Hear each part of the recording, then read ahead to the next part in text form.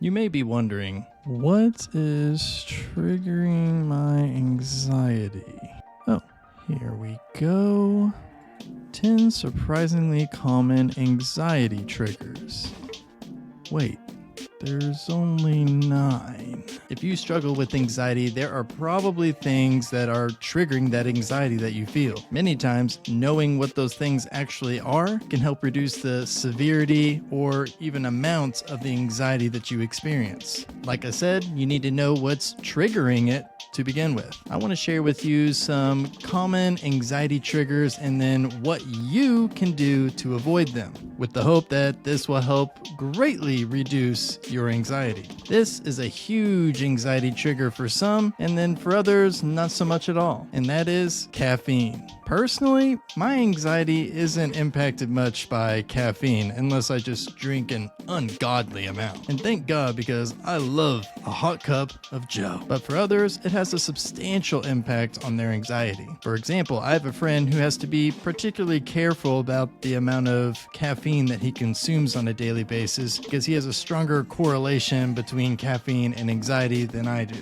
If you're not sure that caffeine is a trigger for your anxiety, then you need to test it out. Drink your normal amount of coffee that you do for a week, journal how you feel, and then the next week, drink 0 coffee, or really 0 anything with caffeine in it, and then compare the two. On to the next one. This can be a large anxiety trigger for me, and for a lot of people, they have no idea about it. And that's living in a messy environment. It's one of those things that could be a huge trigger for some, and then not so big of a trigger for others. It's also one that you may have no idea that it is causing anxiety in you. Think of it like this. If you have dishes laying out everywhere, clothes on the floor, food left out on the table, your subconscious mind may be making little to-do lists to clean up all this stuff, running in the background of your mind, and then you have no idea about it. So the longer that stuff stays messy, the more stress starts to build up. And if you have a habit of creating those messes over and over again, that stress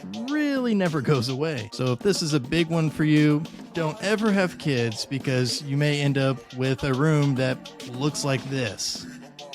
No, I'm just kidding. Kids are great, but I really could go without the messes though. Before I go on to the next anxiety trigger, I want to tell you about my book, my very first book that is coming out at the end of this month, March 31st. You may have noticed it in the background here. This book is all about being proactive with both your mental health and your anxiety, so you can set yourself up for success for the day. Can you eliminate all anxiety and mental health struggles? No. But there are things you can do every single day to help reduce both the amount and severity of the anxiety you feel, so you can live a less anxious life. What's great about this book is that it's a short book, so you can literally read this in one setting, and I made it this way because it's just jam-packed full of value without all the fluff. Because let's be real, I know you don't read books. If you're looking for ways to support me and really, most importantly, yourself, you can go pre-order this book today.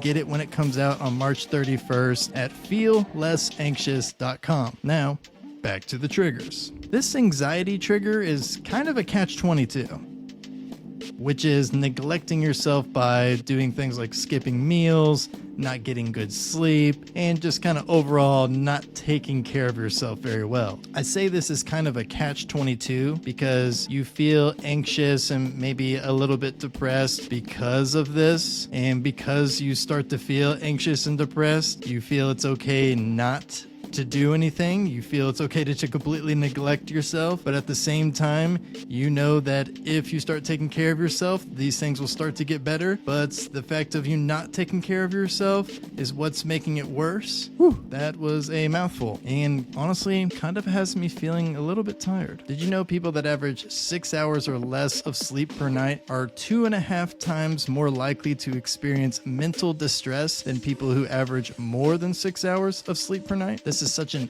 overlooked and neglected thing for so many people, in my opinion. In fact, 1 in 3 Americans sleep less than 7 hours per night. I know a lot of people have trouble like getting to sleep or just staying asleep through the night. And if that is you, I can't recommend enough that you go buy this book today by Sean Stevenson called Sleep Smarter. And then while you're on Amazon getting that book, you might as well go get my book. But seriously, this book has great strategies to not only improve the length of the sleep that you get, but most importantly, the quality of the sleep that you get by doing things like creating a caffeine curfew, optimal sleep positions, and how to turn your bedroom into a sleep sanctuary. Of course, not getting proper sleep can add stress to your life. Stress, as you can probably guess, You see how that rhymed?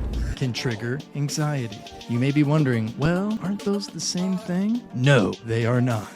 Anxiety is defined by persistent, excessive worries that don't go away even in the removal of a stressor. Stress is produced by a stressor or something that specifically is causing that stress. Like you have to hit a deadline or you have a test coming up that you're studying for. I'm stressed out. You feel stressed about those things, but once you've completed that test or you've made that deadline or it's coming past, that stress goes away. Anxiety doesn't do that, as you probably know. So that anxiety that you feel can actually be triggered from stress and may continue to linger on even when that stressor is taken away. Just kind of one of those things our brain does sometimes. This triggers anxiety in so many people's lives. As of last year, 64% of Americans felt anxious about their finances, and about 3/4 of Americans rank finances as their number one stress in life. Great thing is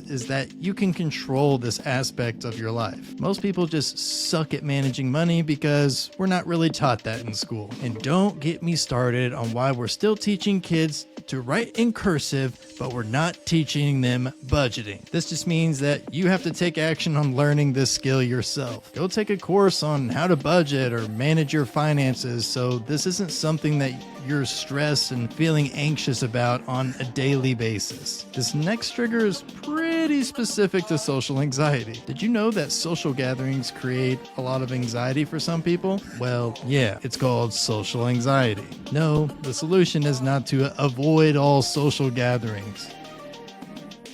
If you want to learn more about how to keep this from being an anxiety trigger for you, here's a selfish plug, kind of, then go check out my TEDx talk. The 8th trigger that this article talks about is an interesting one, and it's not easy to avoid or cope with. If you are a police officer, a brain surgeon, or the president, Think about what you'd think about. it's probably fair to assume that you experience quite a bit more stress than, let's say, an accountant. But even if you don't have a high pressure job like one of those, you still could be working in a pretty anxious, triggering work environment. Workplace culture is a big deal. And if you work somewhere that has a pretty crappy culture that puts employees down, the boss is just a major jerk, putting people down, making you feel like crap, etc., you may experience some anxiety because of that. So take an assessment of what your job is and or what your work environment is like,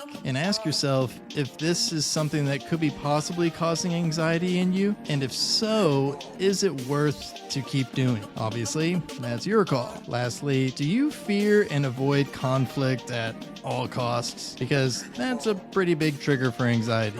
I don't personally like conflict. It's something that I tend to avoid and something that I continue to work on. But man, oh man, did I let my fear of conflict keep me from living peacefully and speaking my mind at times. Instead, I would just shut up and pretend like whatever was happening didn't bother me. This led me to feeling anxious a lot of times. Plus, I would feel really passive-aggressive towards the people that I felt conflict with. And most of the time, the people that I was being passive-aggressive towards didn't realize why I was. And the reason that they didn't, / the best way to deal with this, is to speak your mind. But it is a good idea to wait until at least you and the other person is at a good, calm state of mind. In other words, don't do this when you're pissed off. Hey, Alan, I feel upset when I'm the only one doing dishes, or when at least it feels like I'm the only one doing them. Do you think you could help me out from time to time so that way I'm not being like a jerk to you when I don't really want to be? That way we'll work much better. Thank you for watching. Please like this video and subscribe if you're not already a subscriber. Also, please go check out my book, which it will be available March 31st, but you can pre-order it today at feellessanxious.com. This would mean the world to me, especially if you wrote a review afterwards or wrote me an email telling me, what this did for you. That would be super cool. So anyways, if you like reading books, this is a good one. And if you don't, this is also a good one because it's very short. Until next week, peace.